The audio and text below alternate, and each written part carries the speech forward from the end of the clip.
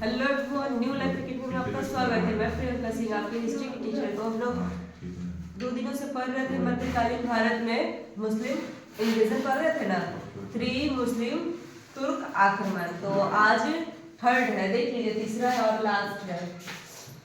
तीसरा मुस्लिम आक्रमण, तुर्क आक्रमण किसके द्वारा हुआ था? तो मोहम्मद गौरी के द्वारा। समय क्या है? 1175 से लेके 1206 AD। देख लीजिए, भारत पर आक्रमण करने वाली तीसरा आक्रमणकारी मोहम्मद गौरी है। भारत पर तुर्क आक्रमण करने वाली तीसरा आक्रमणकारी कौन है? मोहम्मद गौरी है, जिसने भारत पर 1175 से 1206 के मध्य कई आक्रमण किया। ये भी क्या कहते हैं ना, 1175 से 1206 के बीच क्या किया? कई आक्रमण किया। मोहम्मद गौरी अफगानिस्तान के गौर नामक स्थान का था। मोहम्मद जो गौरी था वो अफगानिस्तान के कौन सा जगह का था? गौर।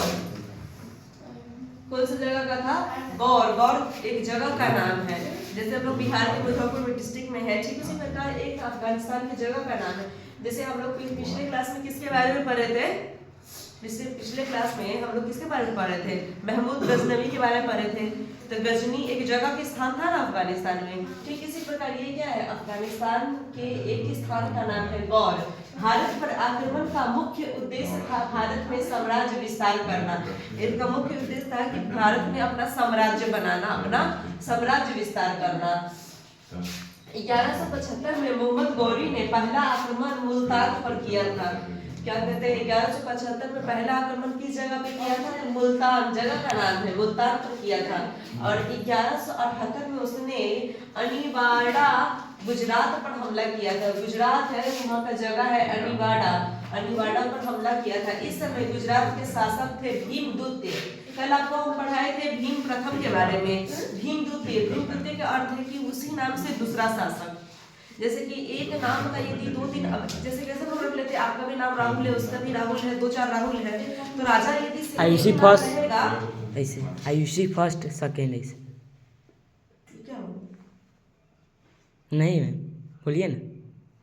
जैसे कि एक नाम से कई नाम होते हैं, राहुल 1, राहुल 2। हम लोग बोलते हैं, मेरे सामने इवनिंग वाले क्लास में अंशिका नाम से बहुत मेरे किया है, तो हम लोग उसके नाम के लिए क्या लिखते हैं? अंशिका 1, अंशिका 2, अंशिका 3। ठीक इसी प्रकार का जो भीम नाम से है ना, कई राजाएं थे, कई राजा शासन किए।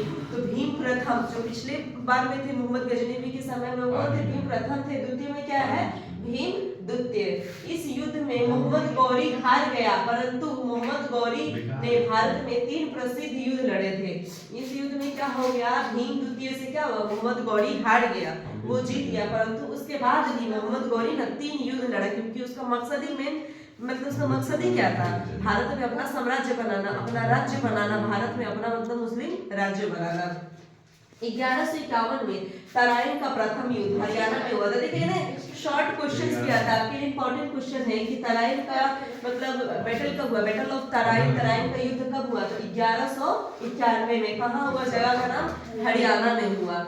इस युद्ध में पृथ्वीराज चौहान मोहम्मद गौरी को पराजित कर दिए। इस युद्ध में क्या हुआ कि पृथ्वीराज चौहान मोहम्मद गौरी को हरा दिए। फिर 1152 में तराइन का दूसरा युद्ध हुआ।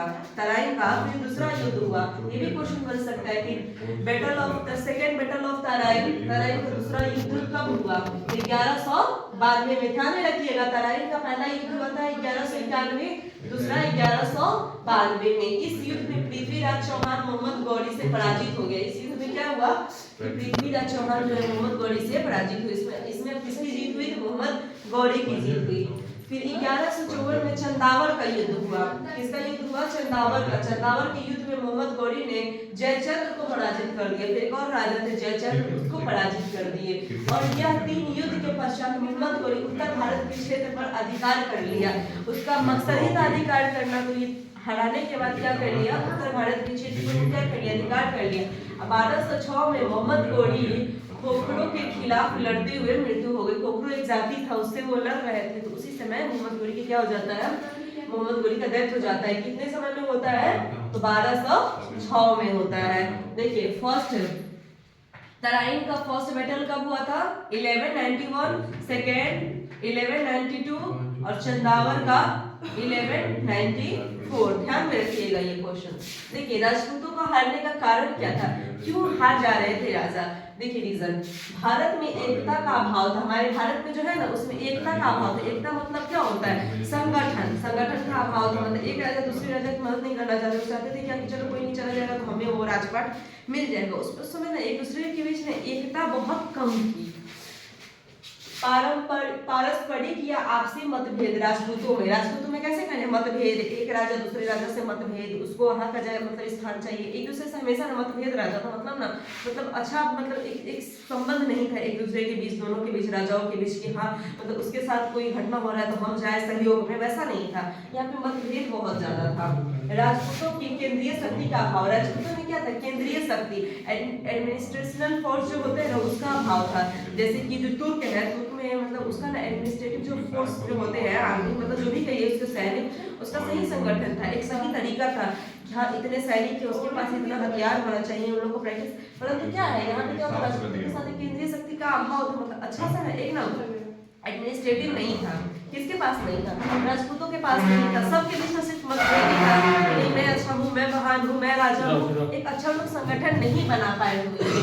फिर राजपूतों की अपेक्षा तुर्क अधिक संगठित थे, नहीं बोल रहे हैं, राजपूत में संगठन का अभाव था, वो एकता नहीं थी। पर उससे ज्यादा क्या था, तुर्क में बहुत एकता थी। देखते जितना भी आक्रमण हुआ है सब तुर्की हुआ ही है, तो तुर्क में क्या था, बहुत ज्यादा संगठन था, बहुत ज्यादा तुर्कों में एकता था। इसी वजह से राजपूत हमेशा हार रहे थे। राजपूत शासक इन्होंने रक्षात्मक का कारण, इन्होंने अपना रक्षा करने के लिए क्या क्या उपाय किए। देखिए इसने युद्ध में हाथियों का प्रयोग किया। ये जो राजपूत थे, राजा महाराजा थे, वो क्या किए, युद्ध में हाथियों का प्रयोग किया। देखिए हाथी के ऊपर बैठ के युद्ध लड़ने से हम युद्ध जीत नहीं सकते, क्योंकि हाथी की रफ्तार भी कम धीमी होती है, पीछे घूमने में भी समय लगता है। परंतु तुर्क बहुत चालाक थे, वो ना घोड़े का उपयोग करते थे, घोड़े का रफ्तार भी तेज होता है, जब चाहे वो घूम पलट सकता है। बट हाथी का समय लगता है ना, तब तक तो मार के चला जाएगा। यही मतलब क्या है, मतलब तुर्क जो है ना राजपूतों से मतलब बुद्धि के तौर पे ज्यादा मतलब समझदार, उनको पता था कि हाथी में बैठ के हम युद्ध नहीं जीत सकते हैं, हाथी में बैठ के हम युद्ध नहीं जीत। हाथी हमारे में क्या था, राजपूतों में आन बान शान, एकदम हाथी पे बैठना है, राजा महाराजा की तरह आना है, युद्ध में लड़ना है, पर तो ऐसे युद्ध नहीं जीता जा सकता है। एक और कारण, राजपूत नैतिकता से लड़ते थे। राजपूत जो थे हमेशा नैतिकता से लड़ते थे। यदि सामने वाला का तलवार गिर गया था, राजपूत अपना तलवार फेंक देते थे, चल कहते थे चलो हाथ से लड़ते। परंतु जो तुर्क थे ना धोखाबाजी से लड़ते थे, लोग क्या करते थे कि पैर में छुपा कर रखते थे छोटा तलवार। जानते हैं कि राजपूत तो नैतिकता से लड़ेगा ही, उन लोगों को कमजोरी पता था। राजपूत जो है ना आन बान शान के लिए लड़ते थे। देखिए मैं कोई ना मतलब जाति पात नहीं बता रही, जो रियलिटी है, जो फैक्ट है वो मैं बता रही हूँ, पढ़ाई से रिलेटेड है। तो राजपूत जो क्या है आन बान से लड़ते थे। उसका तलवार गिर गया तो अभी अपना तलवार फेंकते हैं, कहेंगे चलिए हाथ से लड़ते हैं, मतलब होता है ना कि हाँ हम तलवार नहीं रखेंगे। तो जो तुर्क क्या था, वो अपने ना पैर के नीचे या जूते के नीचे छोटा सा छुपाए रखता था, जैसे ही हाथ से लड़ता पीछे से क्या कर देता, वार कर देता गर्दन पे। तो इस वजह से ना राजपूत शासक अधिकतर मृत्यु हो जा रहा था या नहीं जीत पा रहे थे। रीजन क्या था, ये देखिए युद्ध में नैतिकता नहीं देखा जाता है। युद्ध का मतलब क्या है, जमीन के लिए हम लड़ रहे हैं, तो उस समय हम नैतिकता देखेंगे तो हम तो युद्ध नहीं जीत पाएंगे, छल बल सबसे युद्ध लड़ा जाता है। बट हमारे राजपूत शासक जो थे वो सब क्या थे, नैतिकतावादी थे। उन्होंने बहुत सी कमियां हैं, हमारे यहाँ भी बहुत सी कमियां, उन लोग इसी का वो ना गलत फायदा कौन उठा रहे थे, तुर्क उठा रहे थे। तो कब उसने 1206 में किसका मृत्यु हो गया, मोहम्मद गौरी का मृत्यु हो गया। तो अब आप लोगों का तीसरा मुस्लिम आक्रमण भी खत्म हो गया, तुर्की आक्रमण। तो नेक्स्ट क्लास आप लोगों का जियोग्राफी का रहेगा। जो भी स्टूडेंट जियोग्राफी 9th 10th का न्यू बैच है पढ़ना चाहते हैं, 2 फरवरी से आएंगे, ठीक है। जियोग्राफी का न्यू बैच स्टार्ट होने वाला है। Okay bye.